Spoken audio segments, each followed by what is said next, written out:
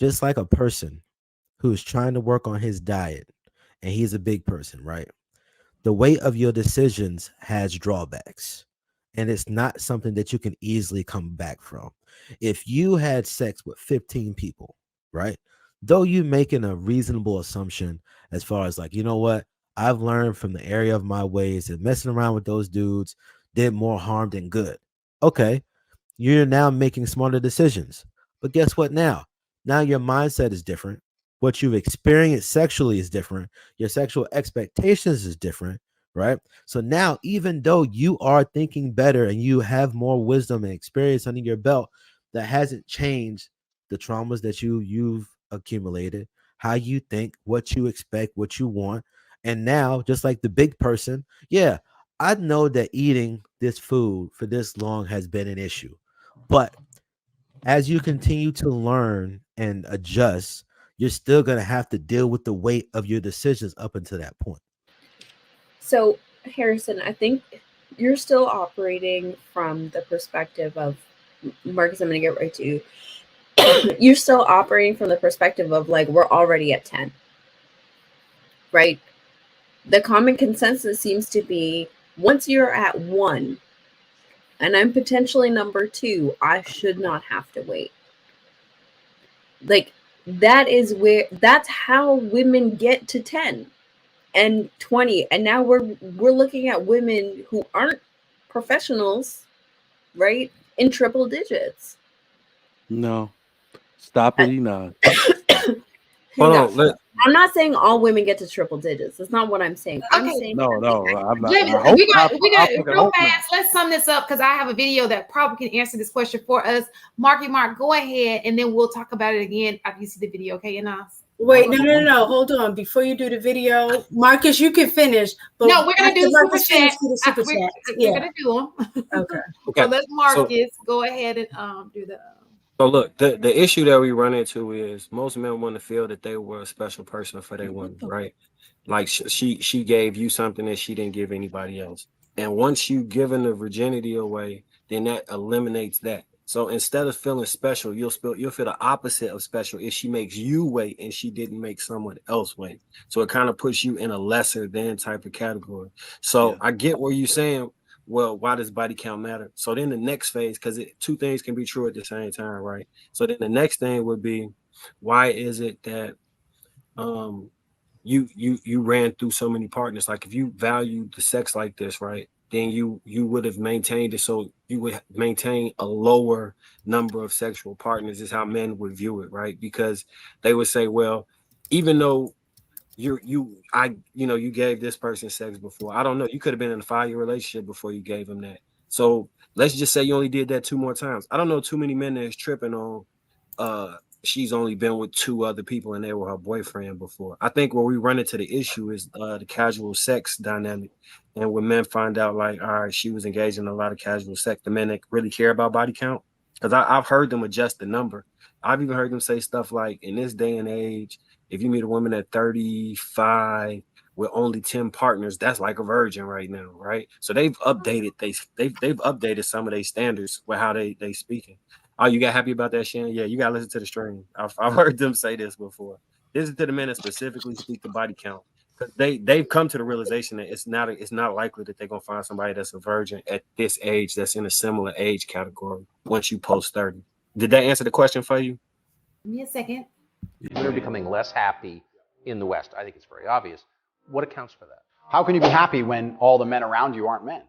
Right? We are the most beautiful union that God has possibly created on the planet. A feminine woman and a masculine man. It's the most beautiful union that can possibly exist. It raises children the best. Both parties are happier. Both parties gain. It's a net positive for everybody. There's no negative. There's no downside. But if you destroy one side of the equation, then the other side is going to be completely and utterly miserable and unhappy. How as a woman can you be happy if you can't find a man who you believe can protect you, provide for you, sticks up for you, has morals, has principles? There's none of those men left. So then what they do is just go from man to man trying to find it. And by the time they've been through enough men to maybe find someone semi-close to it, they've been through too many men to ever be happy. And then you have the absolute destruction of Western society. Oh, God. Do you know how many people sent me that video? Tatism. Who's This is that a guy? Tatism. That's I Andrew know who Tate. Tucker is. Who's the other guy? I just have one question before we get started on answering this, because I don't know why. I'm sorry, I do know why Andrew I Tate. have my idea. Let me tell you what, and when you get done, Mike, I'm gonna give you my theory on what's taking place. Go ahead. Okay. Well, I have a few, well, not a few theories. I feel like I know what's happening, but the one question I want y'all to make sure we answer and keep this in mind.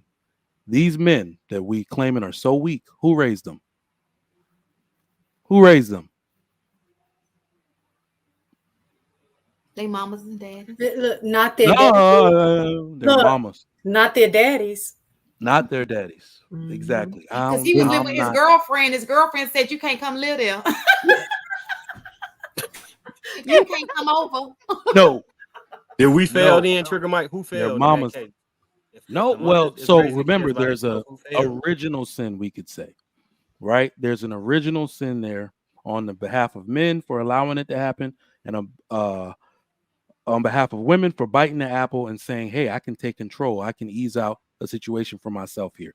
But it ballooned into what we see today over control of the children, with the aid of the government and child support, all that type of stuff. But the one thing before we start this conversation, I want y'all to, this will be a completely different conversation, and we can use other ethnic groups as an example.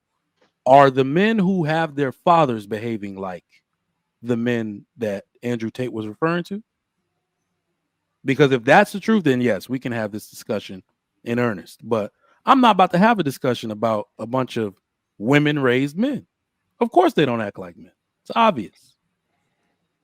So I think what he was saying was pretty accurate, right? You have to balance that equation. Life requires balance, and if it's not, it's going to be lopsided and perverted in many different ways. And again, this go back to why I'd probably be getting called a simp. But I ultimately think it's us failing, bro. We either gonna have to figure out a way to be more protective with our seed, or stay in the lives with these women and make that shit work somehow. I don't know if we need a leadership class where we teach people how to deal with cantankerous women and get them together.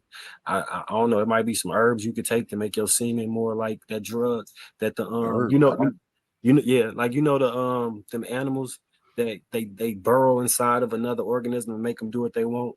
It might be some herbs that can make your semen do that to women, because y'all gonna have to figure this shit out and get them to act right, because this fatherless home shit ain't cool, man. You got to figure that shit out. Well, but the thing about it is, and I get that, because we can't do anything about people who didn't have fathers, because they're here now. Yeah. But what my thing is, every other race of people can do it except for us. So here's my point of contention with that, right? If we have men that were raised in a fatherless home who are still able to maneuver their way and learn the skill set to make a successful marriage happen, the question should be, how can we replicate that and not turn around and be like, because fathers weren't in the home, we now have this problem. I understand the concept of exceptions to the rule, but in order to make it the norm, there needs to be a formula that's applied to your average person. Like, if we're really solution-based, we can't keep going back to the problem and be like, well, this is the problem, or this is the problem. When do we get to the point of fixing it, right? Mm-hmm. To the point where, like, I've now seen statistics of the generation that comes after us who've just, like, stopped engaging in sex. The boys and the girls alike. The boys in the generation after us, we're seeing the highest number of virgin boys that has ever existed since recording this stuff, right? There has to be a way where we can replicate these systems to make successful marriages, regardless of what's happened to get us here. There has to be a pendulum effect where we now move to the other side. We've seen what failure looks like. We're living through what failure looks like. How do we find the solution to switch it over? So, I got a question for you, and that's that. Because I seen something similar, and this may be the same information, but it was on a Black Pill content site, and they were saying that the top 16% of men, because the women still were sexually active, but the young men were at a higher rate. So what it seemed like we was moving into is non-consensual polygamy. for these young men. Like the men who are popping on IG and who got all the juice, got all the women. The And juice. got Yeah. all the juice and berries, the juices and berries. They got it all. You got They- the So I think I've seen what you referencing. think what you're talking about. Okay. The age demographic in which like people are just opting out of sex are like in their late teens to early 20s, Okay. right?